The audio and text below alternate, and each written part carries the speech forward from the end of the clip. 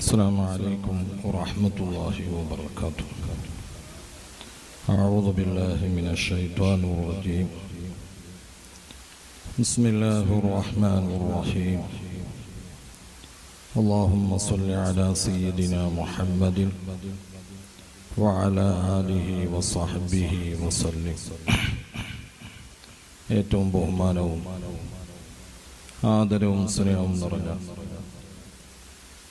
സാദാത്തുക്കൾ, ഉലമാക്കൾ, പണ്ഡിതന്മാർ, അല്ലാഹു സുബ്ഹാനഹു തആല നമ്മെല്ലാവരെയും ഈ ഒരുമിച്ച് കൂട്ടിയ ഈ ബന്ധം നമ്മുടെ ആഖിബത്ത് നന്നായി മരിക്കാനുള്ള ഒരു കാരണങ്ങളിൽ അല്ലാഹു ഉൾപ്പെടുത്തി തരട്ടെ.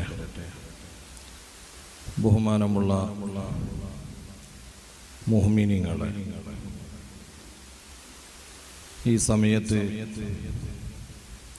എന്തെങ്കിലും പറഞ്ഞ് സമയം നഷ്ടപ്പെടുത്താൻ ഞാൻ ആഗ്രഹിക്കുന്നില്ല. നമുക്ക് വലിയ ഉത്തരവാദിത്വമുള്ളവരെന്ന നിലക്ക് ആ ഒരു ബോധത്തോടെ എന്തെങ്കിലും ഒന്ന് പഠിക്കണമെന്നുള്ള ഒരു ആശയിലാണ് നമുക്ക് ഇവിടെ എത്തിയത്.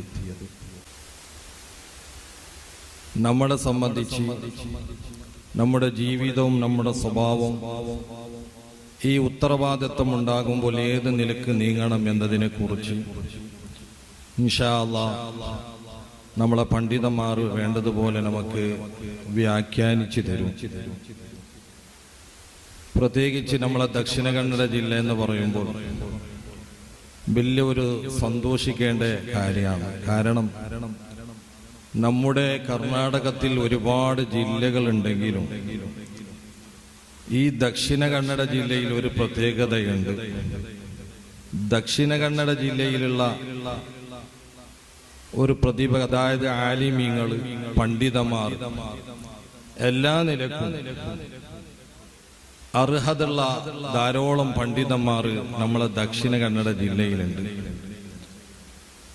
അവർ തന്നെ നമുക്ക് മനസ്സിലാക്കി വേണ്ടതുപോലെ ക്ലാസ് എടുക്കാൻ അർഹത ഉള്ള വ്യക്തികളാണ് എന്ന നിലക്ക് പരിഗണിച്ചുകൊണ്ട് നമ്മുടെ ഈ പണ്ഡിത ക്ലാസ്സിൽ കൂടുതൽ ക്ലാസ് നമ്മളെ ദക്ഷിണ കന്നഡ ജില്ലയിൽ പല നിലക്ക് കൈയുള്ള വ്യക്തികളാണ് നമുക്ക് ക്ലാസ് എടുത്തു തരുന്നത്. ഒരു വ്യക്തി മാത്രമാണ് ബഹുമാനപ്പെട്ട നമ്മളെ ജലീൽ സഖാഫി. മാനവർകൾ മാത്രമാണ് കേരളത്തിന്, അതൊരു സമാധാനത്തിന് വേണ്ടി. കാരണം നമുക്ക് അങ്ങനത്തെ ഒന്നുണ്ട്. നമ്മൾ എത്ര വലിയ പ്രതിഭയായെങ്കിലും എത്ര വലിയ ആലിമായെങ്കിലും ആ ഗൗരവം മനസ്സിലാക്കാതെ നമ്മുടെ നാട്ടിൽ തന്നെ, നമ്മുടെ ജമാഅത്തിൽ തന്നെ നമ്മളെ ദക്ഷിണ കന്നഡ ജില്ലയിലുള്ള ആലിമ്യങ്ങളെ സംബന്ധിച്ച് അവരെ ബഹുമാനമൊക്കെ പറയാതെ നമ്മൾ കൂടുതൽ മുൻതൂക്കവും ബഹുമാനവും കറാമത്തൊക്കെ വിവരിക്കുന്നത് തലപ്പാടിന്ന് അപ്പുറമാണ്. തലപ്പാടിന്റെ അപ്പുറത്തെ ഒരു ഉസ്താദാണെങ്കിൽ ഇനിയും കൂടി മലപ്പുറത്ത് പോയിട്ട് കടുത്ത മലയാളത്തിൽ സംസാരിക്കുന്ന ഉസ്താദാണെങ്കിൽ പിന്നെ കേൾക്കണ്ട. ഇങ്ങനെ ഒരു അവസ്ഥയാണ് നമ്മളെ കൂട്ടത്തിലൊക്കെ കണ്ടുകൊണ്ടിരിക്കുന്നത്.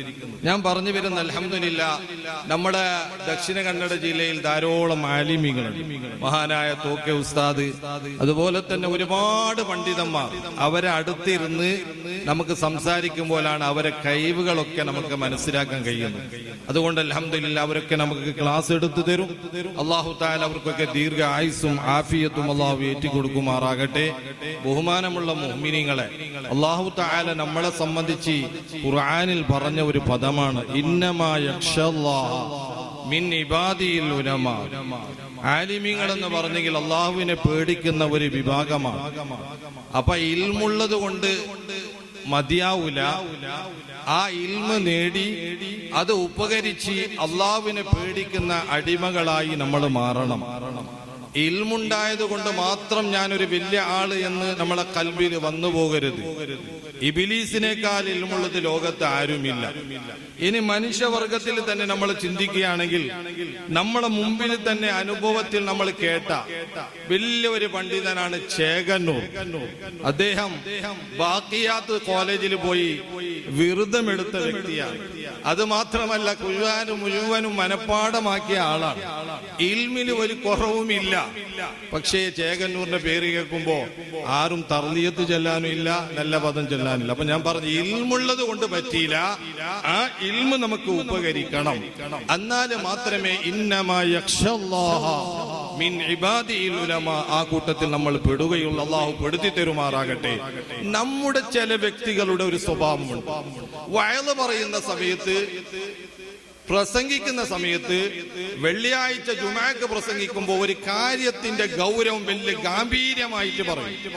ഗാംഭീര്യം എന്ന് പറഞ്ഞെങ്കിൽ അത് ചെറിയതും നല്ലത്. കേൾക്കുന്ന വ്യക്തികൾ പഠിച്ചോന് ഇത്ര ഗൗരവമുണ്ടാ എന്ന നിലക്ക് ആയത്തും ഹദീസും അതിന്റെ ഗൗരവമൊക്കെ പറഞ്ഞ് വയല് പറയാനുണ്ട്.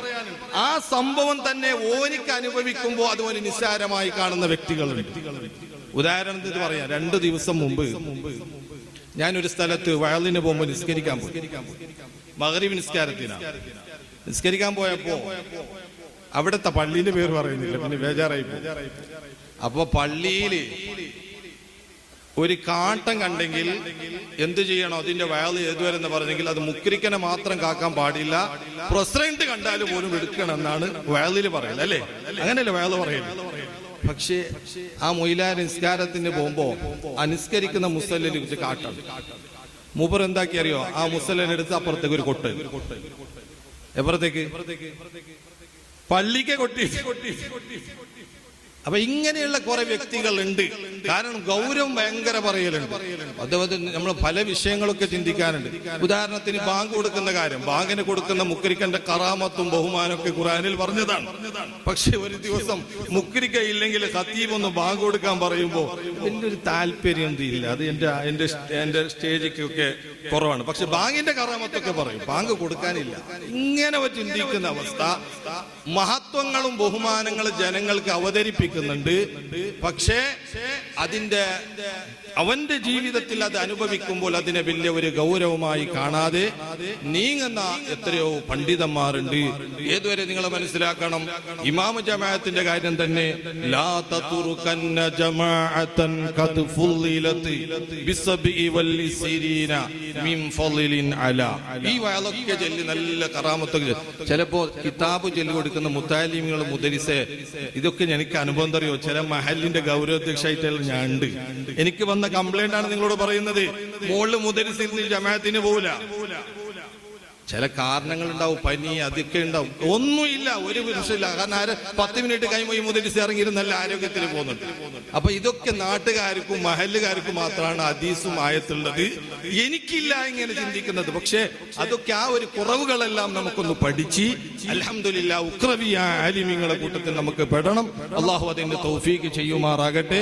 എല്ലാ നിലക്കും അൽഹംദുലില്ലാ നമ്മുടെ പരിപാടി വിജയിപ്പിക്കണം. ഈ പരിപാടിക്ക് രാത്രിയും പകലും നമ്മുടെ നേതാക്കന്മാരെല്ലാം ബഹുമാനപ്പെട്ട തോക്കെ ഉസ്താദ്, ഉസ്മാൻ സൈദി ഉസ്താദ്, അതുപോലെ തന്നെ നമ്മളെ കമ്പിളപെട്ടു സഖാഫി ഉസ്താദ്, അതുപോലെ പല ഉസ്താദന്മാരെല്ലാം ഈ പരിപാടി ഒന്ന് ഉണ്ടാക്കാനും നല്ല രാത്രിയും പകലും കഷ്ടപ്പെട്ടവരുണ്ട്.